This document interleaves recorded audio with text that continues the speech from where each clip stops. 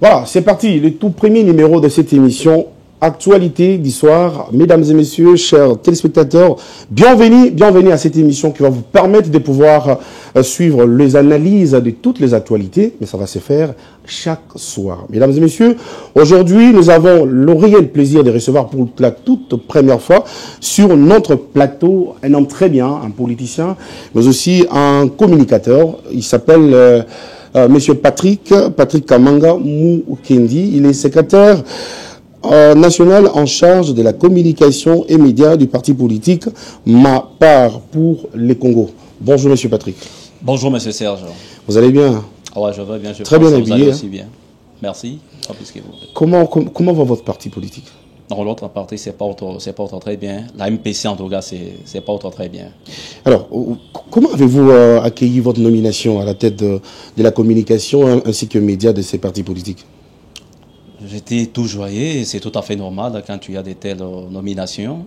On doit se sentir à l'aise. On s'est dit on a de la considération, on a vu qu'on est capable de faire ce qui peut aussi faire avancer notre parti. La MPC, Ma Part pour les Congos. Donc, je suis le secrétaire national adjoint en charge des communications et médias. Voilà. Adjoint, en charge des communications et médias. Voilà. Alors, c'est quoi la vision de votre parti avant qu'on puisse passer aux actualités qu'on doit analyser ce soir? C'est quoi vraiment la vision de votre parti politique? Et à qui appartient ces partis politiques? L'initiateur du parti, c'est Étienne Tshisekedi Tshisekedi. Le président... Le frère au président de la République. Vous avez compris. Okay. Et le président, c'est Espérant Kamanda. Espérant Kamanda. Ah ouais, c'est lui qui joue l'intérim pour le moment. Mais est-ce qu'il est toujours important qu'il puisse faire aussi la politique tant que son frère est président de la République? Et ça serait un crime s'il fait... Non, je ne dis pas que ce n'est pas un crime. Est-ce qu'il est important qu'il puisse le faire? Il a des ambitions. Pourquoi il n'est pas allé à l'IDPS pour soutenir son frère? Il a ses ambitions. Ses ambitions. Il a ses ambitions. Tout comment je peux vous demander pourquoi vous n'êtes pas parti à une autre chaîne pour travailler, pourquoi vous avez préféré Entrepreneur TV? Parce que j'ai mes ambitions. Ah, vous avez vos ambitions. Vous avez compris, c'est comme ça qu'il est. Lui aussi, l'initiateur Étienne Tshisekedi a ses ambitions. Le parti a combien d'années déjà? Ça fait déjà plusieurs années que ça existe. Il y a des députés. Ah, oui. Vous avez des députés? Ah oui. Ah, vous êtes caché ou comment? On n'est pas caché, on est visible. Je crois que comme vous êtes aujourd'hui à la tête de la communication, ouais, le parti peut quand même s'est retrouvé sur le terrain parce qu'on ne vous entend pas en fait. Vous avez compris, il est parti à des députés nationaux et provinciaux. Alors, Monsieur Patrick, avec vous, nous allons discuter des actualités qui dominent aujourd'hui sur le terrain, surtout dans notre pays, la République démocratique du Congo. Pourquoi pas parler de notre capitale Kinshasa? Nous allons commencer d'abord avec l'opération Ndobo, initiée par le ministre de l'Intérieur. Et vice-premier ministre de l'Intérieur. Voilà. Il a initié cette opération justement pour mettre fin à ces phénomènes de Kuluna. Quelle est la différence que vous établissez entre opération Ndobo et opération Likofi? Il y a une très grande différence entre ces deux opérations. Quand on a lancé l'opération Likofi, je crois que c'était en 2013, si je ne me trompe pas. Et là, c'était pour traquer les Kuluna et les tuer. Les Kuluna n'étaient pas jugés.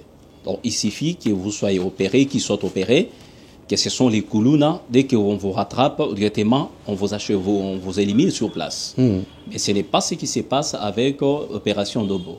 Ndobo, on traque les Kuluna et puis ils seront déférés devant la justice. Et jugés en foraine. S'ils sont condamnés, ils vont purger leur peine. Donc, c'est ça la très grande différence. Avec l'opération du Kofi, c'était on élimine directement les Kuluna. Ce qui avait suscité des polémiques, comme quoi c'est des droits de l'homme et autres avaient agi sur ça. Et je vois que cet amalgame est en train de naître aussi avec cette opération Ndobo. Beaucoup pensent que c'est l'opération du Kofi bis. Non, c'est pas ça. C'est pas ça. Ndobo, c'est pour traquer les Kuluna de partout où ils se trouvent et comment les déférer devant la justice. Donc, c'est-à-dire, dès que vous êtes là, si vous connaissez, là où se trouvent les Kuluna, dans votre quartier, dans votre parcelle ou ailleurs, vous pouvez aussi collaborer avec la justice. Et ces gens-là seront traqués et arrêtés. Comme ça va réduire les phénomènes que nous avons dont la population est victime, particulièrement ici à Kinshasa et dans d'autres provinces. Ça n'épargne aucune province. Vous partez là-bas et ailleurs, ça ne se passe pas toujours comme ça. Donc, la justice, ça doit faire son travail. Et qui doit aider cette justice-là, c'est la police. Voilà pourquoi le vice-premier ministre de l'Intérieur a lancé cette opération-là, Ndobo. Monsieur Patrick, vous vivez ici à Kinshasa, vous savez, vous êtes sans ignorer qu'il y a plusieurs opérations qui naissent comme ça, mais pour aboutir à n'ayant rien, justement. Parce que nous avons vu avec Opération Lukofi, les années passées, c'était très bien débuté, mais à un moment, on avait tout stoppé et Koulouna et Bandela qui sont sous la capitale. Est-ce que vous pensez que c'est une solution ferme pour mettre vraiment la fin à cette opération ou ces phénomènes Koulouna? Moi, je vous dirais que ça fait partie des solutions. Ça fait partie des solutions. Ça fait partie des solutions. Allez-y. Vous revenez sur l'opération Likofi qui avait été lancée et qui n'a pas abouti. Donc moi, je dirais, vous savez, tout ce qui s'est engendré comme polémique, je l'ai évoqué tout à l'heure avec l'aspect des droits de l'homme. Voilà. On ne peut pas tuer. C'est qui est normal. C'est qui est normal. Et pendant ces temps-là, ceux qui étaient victimes, on ne parvenait pas à cautionner ça, accepter que non, on doit protéger les colons sous prétexte des droits de l'homme. Alors, il y a eu ces polémiques-là, c'est ce qui a fait que cette opération-là ne puisse pas continuer. Mais avec l'opération Nobo, c'est différent. Parce que là, je l'ai dit tout à l'heure, on traque, on arrête les Koulouna, on les transfère devant la justice. Et s'ils sont condamnés, ils vont purger leur peine. Et comme ça va nous faciliter. La police, la population doit collaborer avec cette police. Ça doit collaborer avec la justice. Donc, c'est-à-dire, tel que nous sommes là, vous et moi, Bissono, Sotozana Makoki, Yakosungay, Tebaïbazo Kamba, Bakoka, maîtriser mon sang d'avant, c'est-à-dire dans les cadres du suivi. Donc, vous avez fait allusion, je peux dire, au suivi déjà, parce qu'il y a plusieurs opérations qu'on lance, mais qui ne parviennent pas du tout à produire des bons fruits jusqu'à la fin. Oui. À un moment donné, il y a un problème de suivi. Mais si, par exemple, il y a un bon suivi, et la population travaille avec la police et la justice, je suis sûr qu'il y aura une bonne issue de cette opération Nobo. Très bien, nous allons suivre l'intervention du ministre de l'Intérieur qui a d'ailleurs mobilisé la population à pouvoir livrer tous les Koulouna entre les mains plutôt de la police. Nous allons suivre la régie. Si vous êtes prête, on y va.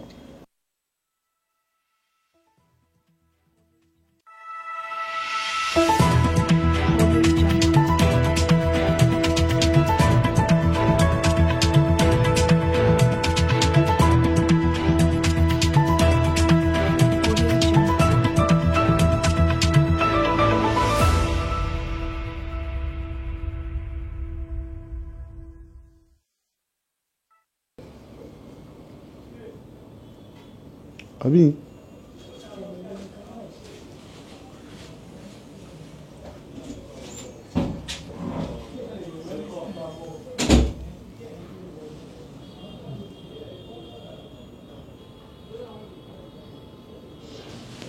Fais ça, attends, téléphone. Fais ça, on a téléphone, s'il te plaît. Et ça, réaction, il y a un nid. Ouais, le bac, il y a un micro, on a lancé, opération, tout ça. Vous allez justement essayer de. Lui-même, Jacquemin. Jacquemin. Je sais pas, j'ai suivi l'info, mais sa réaction personnellement dans la dernière côté. On a notre préféré, Nayogape Madoba. Je ne sais pas s'il avait répondu à l'invitation qui lui avait été lancée par Okapi aujourd'hui. C'est pour cela que j'ai insisté. Ah, ils attendent un téléphone. Tu es à télécharger. Tu es à télécharger. Bon. Alors, l'idée, c'est à lobby, à lancer opération. Et ça, il y a lancement, en fait. Il y a, je crois, dans Yolo. Vidéo, ils ont circulé à Zolo Baboui. L'ensemble, juste pour mettre la paix plutôt. Donc, c'est en quelque sorte, c'est l'ensemble de tout ce qui est en train de dire ça. Mais pour aider beaucoup plus les téléspectateurs, c'est par là qu'au côté en haut. Oui. Bah, on a un montage. Mais il n'est pas prêt, en fait. Donc, on va revenir, en fait, que vous puissiez mettre un peu de commentaires. Juste, il y a cadre à été ou comprendre à Sengi Bato. Bao bazana bambeli, on a ma machette, baya ozongi ça dans la police, bao se livrer dans la police, afin que nous allons qu'il y ait des libos, soit pas fêter bien. Donc c'est dans ce sens-là. Bon, il y a tout le monde.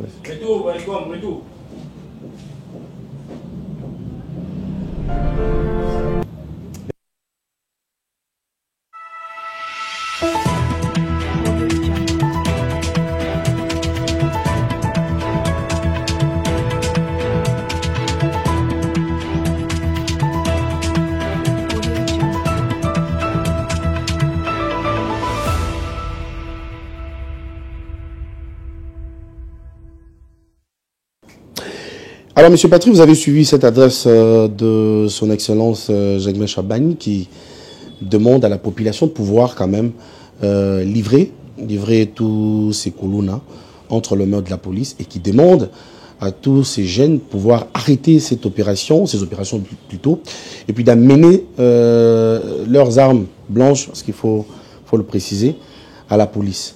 Comment vous pouvez commenter sur? C'est très clair, il s'agit là de la collaboration dont je parlais tout à l'heure, avec la collaboration entre la police et la population. Et ça serait très malheureux si cette population-là ne parvenait pas à coopérer avec cette police-là. Parce que souvent, ceux qui sont victimes, ce sont nous. C'est le peuple qui est victime dans ces phénomènes-là, Koulouna. Presque tous les jours, je pense, dans votre entourage, vous connaissez un bon nombre de gens qui étaient victimes de ces phénomènes-là, Koulouna. Moi-même, j'ai été victime une fois. Et moi également.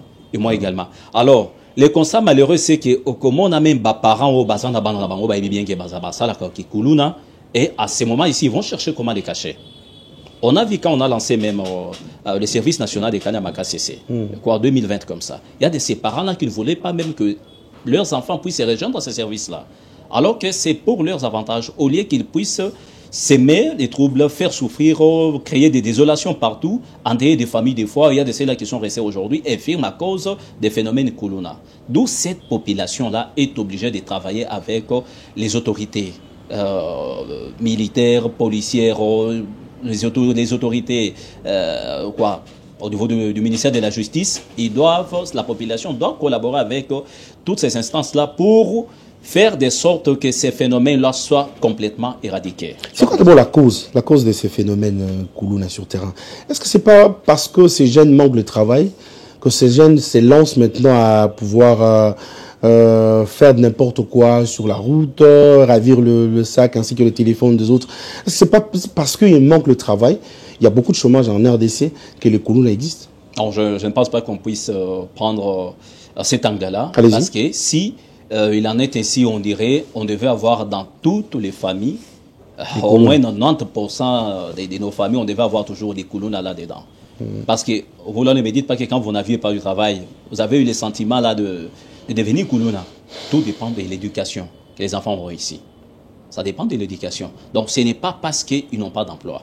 Il y a des ceux-là qui n'ont pas d'emploi et qui sont en train de chercher comment se retrouver dans la vie et n'ont pas ce temps-là de procéder à de tels actes et faire souffrir toute une population. Est-ce que c'est ça créer d'emploi? Non, je ne pense pas. D'où ils doivent prendre conscience, leurs parents doivent les éduquer et l'entourage aussi, pour se dire, ce n'est pas du fait que je vais faire les Koulouna qui va me permettre de survivre. Il y a des là, nous avons des vendeurs en bilan, ils peuvent aussi se dire que non, je ne peux pas marcher comme ça, donc c'est juste question d'éducation, d'abord éducation des bases, et puis l'entourage, et voilà qu'on cherche à voir ce dont on ne peut pas voir directement, et ça nous pousse à commettre de tels actes. Donc je ne peux pas encourager ça sous aucun prétexte, que parce que ils n'ont pas d'emploi et autres. Non, ce n'est pas un alibi. C'est pas un alibi. Et vous pensez que ça va continuer? Ne pensez pas vous que son Excellence, Monsieur le Vice-Premier Ministre, ministre de l'Intérieur, a évoqué cette opération tout justement pour mettre la paix pendant la fête de bonne année, ou c'est une opération qui va continuer? Alors ça va continuer. Pourquoi c'est pendant la fête? Donc c'est-à-dire on peut d'abord protéger cette population. C'est pendant des fêtes. Mais ça arrive, ça nous arrive de fois. Et après des fêtes, on abandonne. Ça nous arrive de fois. On a parlé des problèmes de suivi. Les suivis. Ah voilà. Donc il y a des opérations, des belles initiatives que nous avons au départ, mais il faut qu'il y ait aussi un bon suivi pour que cela puisse produire des bons fruits. Mais malheureusement, nous avons toujours constaté, il y a des opérations qu'on lance et par après, ça reste à mi-chemin sans pour autant produire des fruits. Donc cette fois-ci, je suis sûr, on va poursuivre cette opération pour que ces phénomènes soient éradiqués partout. Et non partout en RDC. Parce que nous voyons aussi le Maï-Maï de l'autre côté de Okatanga. Mais c'est partout, il n'y a aucune province qui est épargnée. Il n'y a aucune province qui est épargnée. Si vous appelez ceux qui sont au Congo central, ils vous diront la même chose. Si vous appelez ceux qui sont au Grand Katanga, ils vous diront la même chose. Donc c'est comme dans tous les pays au monde, il y a toujours les problèmes de ces genres de phénomènes partout au monde. Ça existe toujours. Il n'y a aucun pays au monde où vous me direz que là-bas, ils ne connaissent pas ça, c'est la paix, la paix. Non, non. Là où il n'y a pas les phénomènes Koulouna, on vous parlera des attentats. Il y a des attentats. Là où il n'y a pas des attentats, on vous parlera de tel trafic et autres. D'où, ce sont les gouvernants qui doivent tout faire pour que ces phénomènes-là soient éradiqués et que la population soit bien protégée. Pensez-vous que c'est un bon début pour M. Jacques Chabani? Ça peut, oui, je pense que c'est un bon début. Moi, je demanderais... vous voyez les responsabilités aussi. Il y a des Koulouna, non seulement ceux qui n'ont pas d'emploi, il y a des ceux-là qui ont d'emploi, mais qui font des Koulouna. Il y a des ceux-là... Ah, vous voulez me parler de Koulouna en cravate? Les Koulouna sont partout, non? Il y a des bandits, n'oublie pas qu'il y a des gangs partout. Oui. Il y a des ceux-là qui font des enlèvements. Il y a des ceux-là qui braquent les stations essence et autres. Donc c'est un phénomène qui a plusieurs dimensions. D'où d'abord, vous parlez des Koulouna en cravate. Nos partis politiques doivent être aussi les écoles d'éducation. Les écoles d'éducation. Donc, les militants des cadres de partis politiques doivent être aussi éduqués, parce que si vous êtes éduqués, vous allez aussi éduquer votre entourage. Ça, c'est une question. Parce que je vois dans beaucoup de partis politiques, le leader et les autorités de référence veulent utiliser les jeunes, mais pas les éduquer. Vous verrez qu'à chaque fois qu'il y a de marche, on utilise la jeunesse.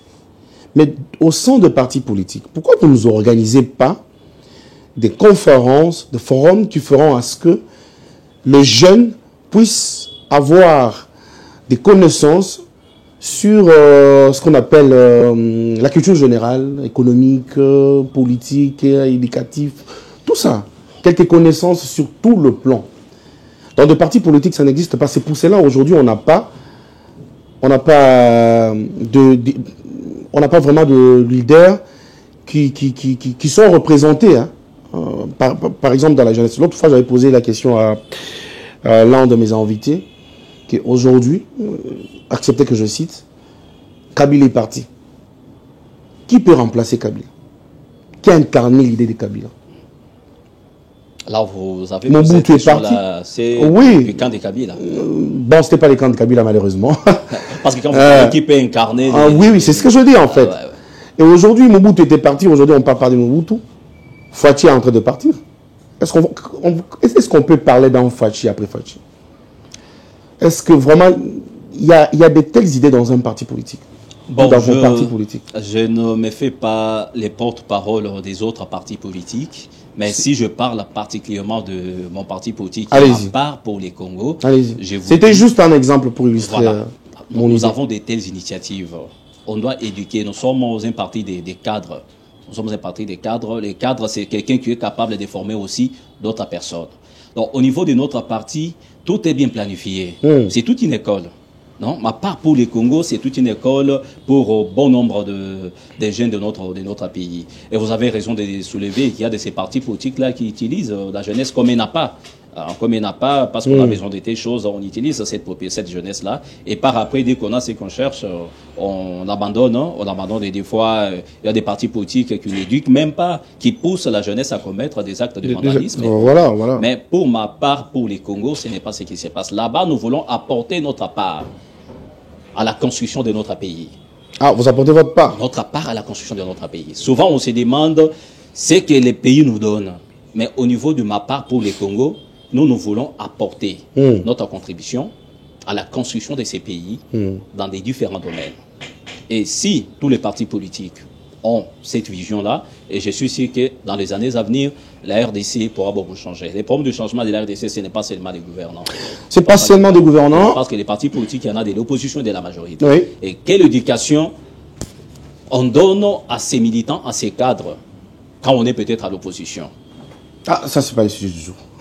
on va continuer. On va continuer parce que nous parlons de Kinshasa. Je voudrais qu'on entame déjà avec l'opération donc les lancements des travaux fait par Daniel Bumba, le gouverneur, qui petit à petit est en train quand même de réaliser son rêve à la tête de cette grande province, la province de Kinshasa. Est-ce que vous trouvez vraiment que Bumba est en train de faire quelque chose? Ça serait trop pressé de le juger maintenant là. Mais les initiatives jusqu'à là sont très belles. avec l'opération Kinshasa et Zobonga. Kinshasa et Zobonga. Mais pourquoi ils amènent de très belles initiatives qui n'aboutissent pas? Bon, on a connu Kinshasa Bopeto, Kinshasa 100, zéro trou. Et voilà, donc les opérations, les initiatives sont belles. C'est pour cela que je lui dis, il est encore à ses débuts, il n'a pas encore fait même une année. Mais le voir quand même... Le voir déjà au début comme ça, c'est un début prometteur. C'est un début prometteur et moi j'aimerais qu'il puisse continuer avec cet élan-là. Demain, effectivement, Kinshasa et Kobonga. Donc je peux les croire. Vu tout ce qu'il a comme initiative, comme opération déjà lancée, il y a des caniveaux, on est en train de travailler, il y a des travaux, on cure les caniveaux de partout. Au moins, tout le monde s'est plaigné parce que quand il n'y a plus, les eaux de la pluie ne parviennent pas à se canaliser parce que caniveau est belé, ils ont déjà bouché. Alors avec de telles opérations, si on réussit ça dans la globalité, je suis sûr que Kinshasa et Kobonga. Avec les trous dont nous avons parlé, il y a le phénomène embouteillage. Vous parlez de trous, on a un sérieux problème de route ici à Kinshasa. Je voulais prendre la route qui mène vers Kabambare. Kabambare, une route principale qui n'est pas vraiment praticable actuellement. Je vais demander à la régie de nous balancer quand même quelques images du lancement de ces travaux. Vous allez voir comment on filme les routes. Et c'est là où même le gouverneur avait tenu quand même son discours de lancement de ces travaux. Allez, la régie.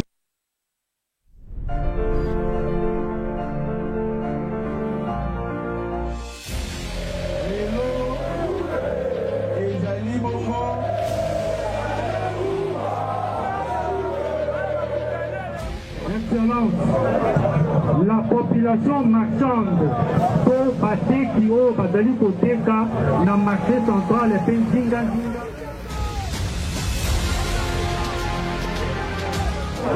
Batondi yo botondi na zela na ngai molobeli na bango pour la volonté oyo sili kotia na tina yete babalabala wane Banaki viva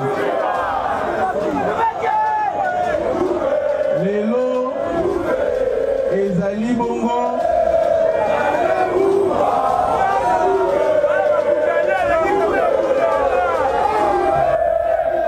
lelo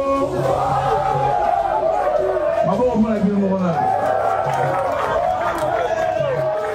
lelo ezali bongo journée oyo tozali kolancer batravaux ya voirie ya Kinshasa. Alors longonya ya liboso ezali kozonga epai ya tata mokonzi ya mboka Félix Antoine Tshisekedi Fachi Beton nasengi tobetela maboko makasi. Tata mokonzi ya mboka apesaki instruction avant kofungola zando esengeli réfléchir sur accessibilité na yango. Esengeli kozwa banzela po bakotaka babimaka pontangu zando kofungama koteka ezala bongo malonga. Lelo yo ata pilipili ata litungulu bazokomoka elongwa na basupermarché eza malamu mpona accessibilité na marché eza bongo difficile.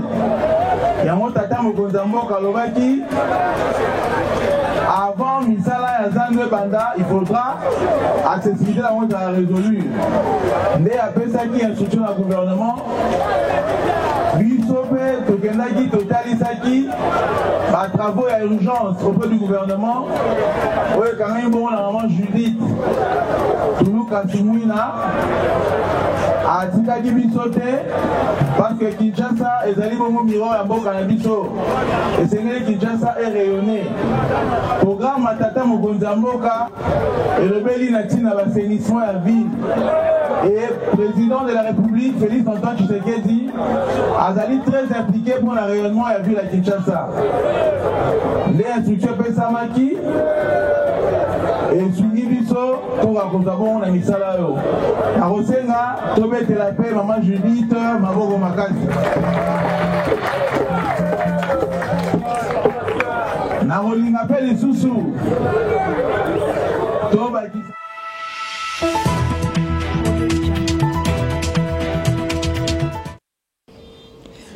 Voilà, très bien.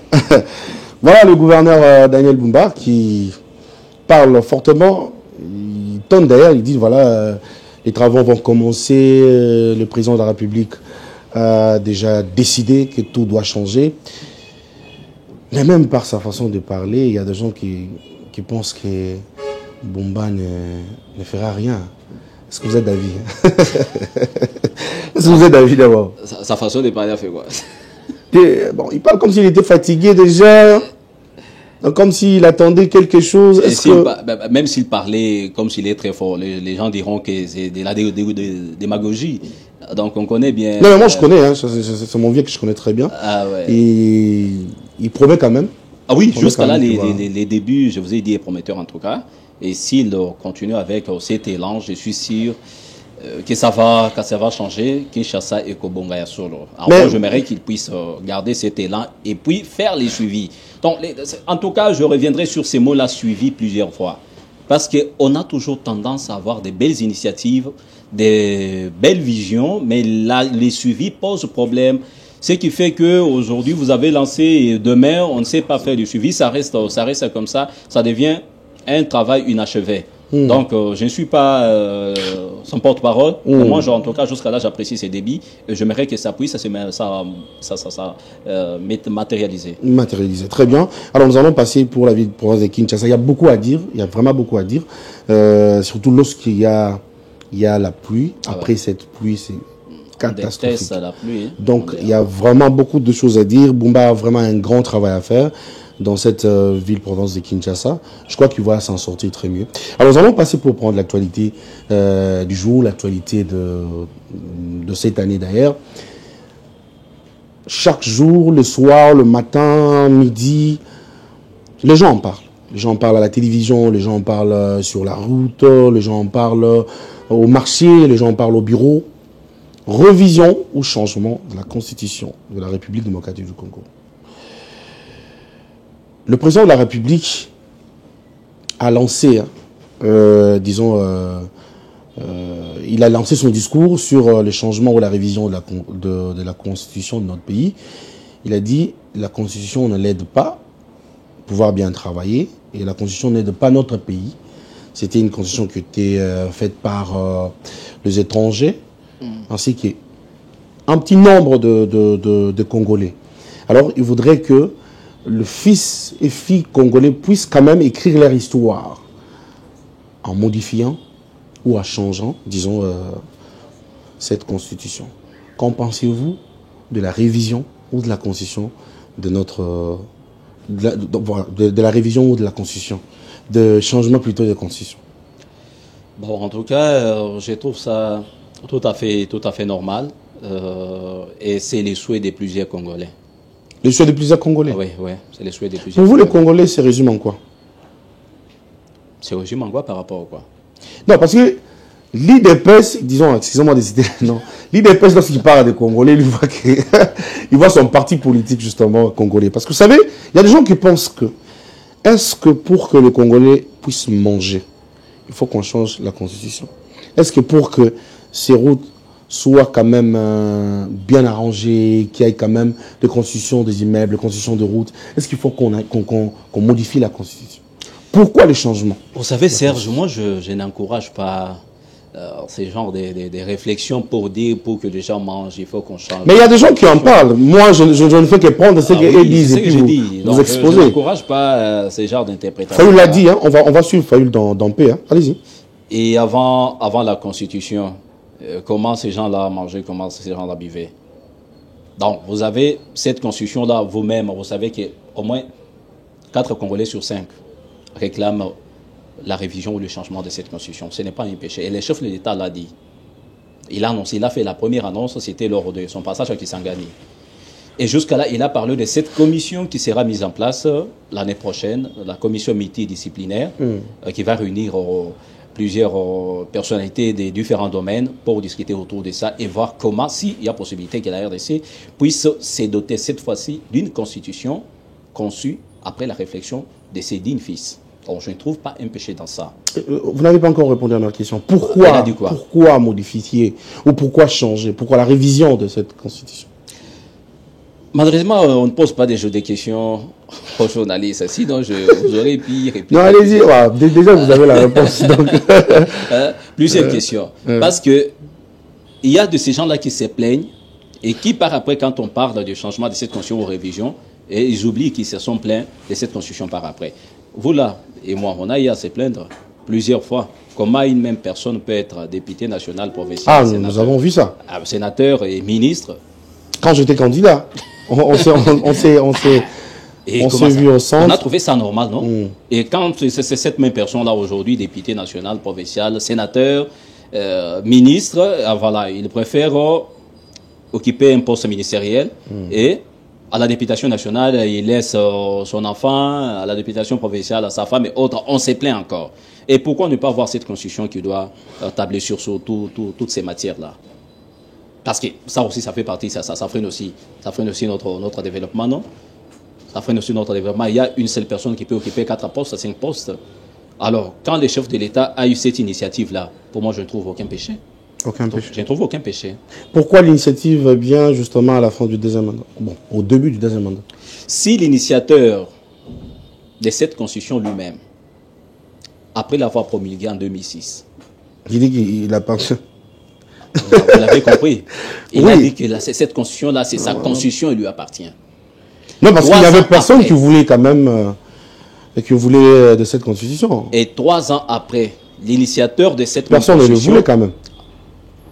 Je parle de la constitution quand même. Ah, vous avez compris. Y compris, l'UDPS parti au pouvoir ne voulait pas de cette constitution. Alors, si aujourd'hui, on annonce la révision, la modification ou le changement, et pourquoi on trouve ça comme un péché? Si ceux qui ont initié la constitution, 3 ans après, ont eu à la changer, à la modifier plutôt, à la modifier 3 ans après, alors qu'ils ont eu le temps de réfléchir, de se réunir et élaborer cette constitution-là. Promulguée en 2006. 2009, 2010, on préfère modifier cette constitution-là pour ce qui est des élections présidentielles de 2 tours à un seul tour. Et nous avons trouvé ça normal. Mais quand la personne qui a eu le pouvoir est en train de réfléchir, il n'a pas dit qu'il va imposer. Parce que si la modification ou le changement de la constitution n'était pas, je peux dire quoi, n'était pas une démarche démocratique, ça ne devait pas figurer dans cette même constitution-là. Donc ça figurait, donc c'est-à-dire il y a possibilité que cette constitution puisse subir une modification, un changement. Et ce n'est pas la première constitution qui doit être changée au monde. Alors qu'est-ce qui est prévu? Qu'est-ce qui est prévu dans la constitution? Est-ce que c'est le changement ou la révision? Non. Parce qu'il y a un débat dedans. Il y a un débat. Non, ça parle du tout révision et changement. Si vous lisez cet article 218, on annonce là comment, s'il y a question de modifier la constitution, les démarches que doit entreprendre le chef de l'État. Donc, et là, on pourra soumettre ça à cette population, à ces peuples pour se décider. C'est ce qu'avait dit le chef de l'État, non? Et c'est à vous, peuple souverain, de décider autour de cela s'il y aura modification ou changement de la Constitution. Patrick Kamanga, après les discours du président de la République, il a fallu attendre un long moment pour que l'Union sacrée puisse se prononcer. Qu'est-ce qui s'est passé? Bon, ce n'était pas dit au TAC, que parce que le chef de l'État a dit directement, il devait répondre. Non, mais vous adhérez à la vision du chef de l'État. C'est ce que j'ai dit. Si vous m'aviez dit qu'il n'y a aucun parti de l'Union sacrée qui a fait une annonce sur ça, qui a appuyé l'initiative du chef de l'État, là c'est autre chose. Mais là, vous me demandez pourquoi ça a pris du temps, alors que c'était le 23 novembre, si je ne me trompe pas. Quand le chef de l'État l'a annoncé, ça doit être le 23 novembre, comme ça, vers fin du mois de novembre. Et aujourd'hui, nous sommes en décembre. On n'a pas encore, même matin, on se dirige vers mi-décembre. Donc, ça n'a pas encore fait un mois depuis que le chef de l'État l'a annoncé.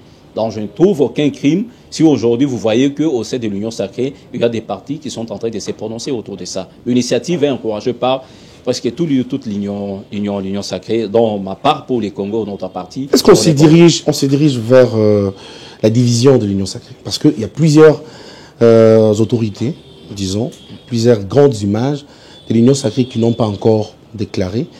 Je vais prendre ici honorable Vital Kamerhe, le président de l'Assemblée nationale, qui ne s'est pas encore prononcé jusqu'à présent. Il y a le vice-président du Sénat qui venait de se prononcer, je crois, le samedi. Il a fait le samedi. Mais pourquoi ça prend le temps? Ça devait être du tic au tac. Est-ce que ça devait être du tic au tac. Non.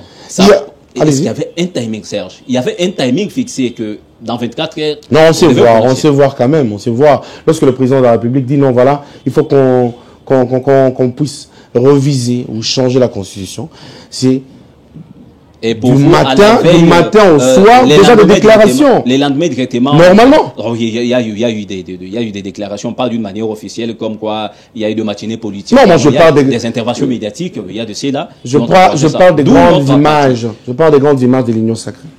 Je vous dis. Vous avez parlé de Jean-Pierre Bemba. Jean-Pierre Bemba, pardon, parce que vous parlez de Jean-Pierre Bemba. Jean-Pierre Bemba se retrouve sur un plateau d'une émission. On lui pose la question de savoir, il aime la révision ou le changement. Ouais. Il dit il soutient la révision. Mais lorsqu'il parle, on sous-entend qu'il est en train de parler du changement. Est-ce qu'il y a une politique derrière? Est-ce qu'il y a une politique derrière ça? De toutes les façons, il est dans cette démarche initiée par le chef de l'État. Jusqu'à là, même lui-même, le chef de l'État ne vous a pas encore dit si ça sera seulement la révision ou ça sera seulement le changement. Il y a eu des interprétations côté opposition et autres. Donc, lui, jusqu'à là, tout le monde est en train de tâtonner et autres. Mais on est dans cette logique-là, dans cette démarche-là du chef de l'État. Et le président de la République, il dit, mais qui êtes-vous pour? C'est ce que je vous dis. On va suivre ça, et nous revenons tout de suite. On suit les discours du président de la République. Comme ça, on va quand même essayer de commenter là-dessus. Allez-y. Ce que j'ai dit à Kisangani n'avait absolument aucun lien avec un quelconque troisième mandat. Mais vous avez entendu que cette fameuse opposition qui n'a rien à proposer, qui avait mordu la poussière très sérieusement lors des dernières élections, cette fameuse opposition cherche à manipuler la population en disant non au troisième mandat. Qui leur a parlé de troisième mandat? Le président a aussi affirmé que ce sera le peuple congolais qui choisira d'une...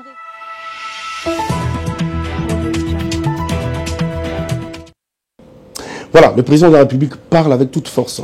Il parle du fameux opposition. La fameuse opposition. La fameuse opposition. Mais est-ce que ce n'est pas pour le troisième mandat que le président de la République est en train de... Malgré qu'il a déclaré que ce n'est pas pour le troisième mandat. Mais pourquoi vous voulez pas prendre en considération ce que vous avez entendu? Et vous préférez privilégier les arrière-pensées. Et c'est ce qui fait débat, c'est que il est en train de chercher le troisième mandat. Est-ce que vous avez entendu dans la bouche du chef de l'État vous dire qu'il va s'éterniser au pouvoir? Non, mais il pose même la question de savoir... Je ne rêve pas m'éterniser au pouvoir. Il pose même la question de savoir, mais qui leur a dit qu'il s'agit du troisième mandat? Mais c'est ça le problème. Tout le monde... Vous avez vu, il y a un candidat, la personne qui fait candidat à l'élection présidentielle de 2023, non, lors de la campagne, il avait dit clairement sur l'une des chaînes de la place, une fois élu président de la République, parmi... vous parlez de Denis Sanga. Et il avait bien annoncé, il y a beaucoup de choses à modifier dans cette constitution. Mais qui par après, on a vu, il a organisé une marche pour s'opposer à cette... ça c'est une méchanceté ou il a raison?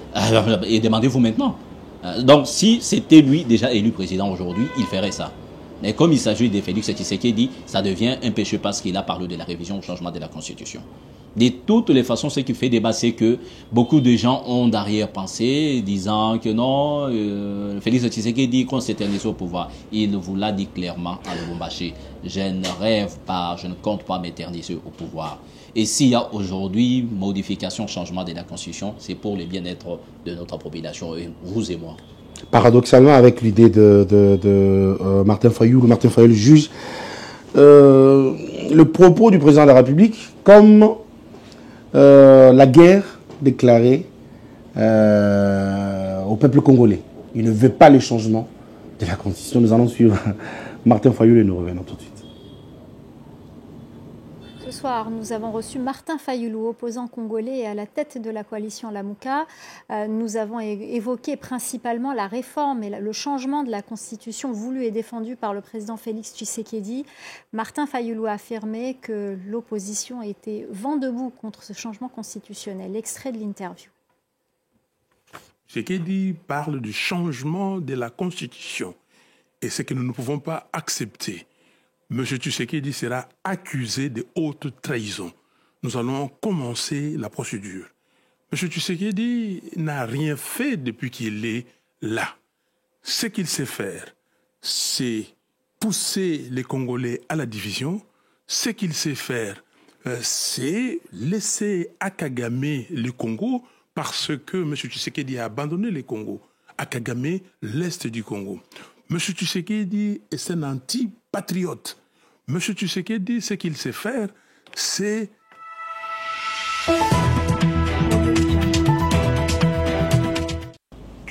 D'ailleurs, voilà, Martin Fayulu promet d'ailleurs d'accuser le président de la République, de le porter plainte pour la haute trahison. Il a trahi qui? Il a trahi quoi? Le peuple congolais, ça en faisant quoi? Vouloir changer la constitution, bien sûr. Je vous ai dit tout. Et puis il dit qu'il n'a rien fait depuis qu'il est au pouvoir. Ça c'est des guerres politiques. Donc, vous aussi vous approuvez, c'est là que Félix Tshisekedi n'a rien fait depuis qu'il est au pouvoir. Non, bon, je n'approuve rien. Je vois quand même. Qu'est-ce que Martin Fayulu pouvait dire si ce n'est pas ce qu'il a dit?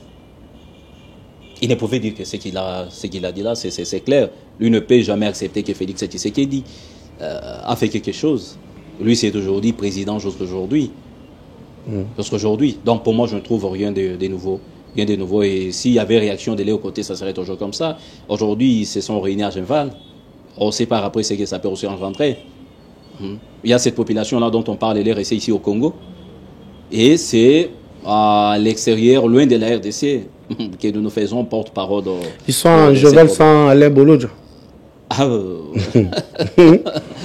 Donc pour moi, je ne m'attendais à rien d'autre qu'une telle réaction côté du camp de Martin Fayulu. Et aujourd'hui, vous avez vu qu'ils se sont réunis avec Moïse Katumbi et demain encore ils vont se séparer. Il y a la Mouka qui est en train de réapparaître encore aujourd'hui.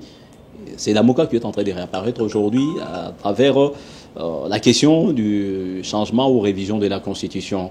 Donc, il n'a pas quelque chose à proposer autre que dire que Félix Tshisekedi veut cette indice au pouvoir, alors que lui-même, le chef de l'État, n'a rien dit sur ça. Donc, Monsieur Patrick, très bien. Nous sommes très heureux de vous recevoir. Ça n'est fini pour aujourd'hui. Je crois très bien vous recevoir encore prochainement, si Dieu nous prête toujours vie. Alors, je vais vous laisser 2 minutes pour pouvoir prendre parole et dire quelque chose. On sait que moi, concernant surtout votre parti. Bon, notre parti, ma part, pour les Congo, je vous ai dit, on est un parti des cadres et nous voulons apporter un plus à la construction de notre pays. Nous ne voulons pas que ce soit la RDC qui nous donne ses mains, mais nous aussi, nous devons contribuer. On peut contribuer dans les différents domaines. Par exemple, ce dont on a parlé, opération Dobo, et si nous parvenons à collaborer avec la police et la justice, c'est une contribution. Si la population parvient à faire ça, c'est aussi une contribution. Si aujourd'hui, nous dénonçons la corruption et nous combattons la corruption, c'est une contribution. Si aujourd'hui, nous combattons tout ce qui est anti-valeur, tout ce qui fait que la RDC ne puisse pas connaître un développement. Et si vous et moi, ensemble, nous faisons nos forces, nous mettons nos forces ensemble et nous allons combattre pour éliminer tous ces phénomènes-là, la RDC va avoir une autre image. Très bien. Une image de marque. Donc, c'est ça notre travail au niveau de ma part pour les Congo, notre part que nous voulons contribuer, que nous voulons aussi apporter au développement de la RDC. C'est ce que je peux dire. Et là, je passe mes salutations à l'initiateur Etienne Tshisekedi et au président Aïe Espérant Kamanda. Donc, Merci beaucoup. Merci beaucoup, M. Patrick.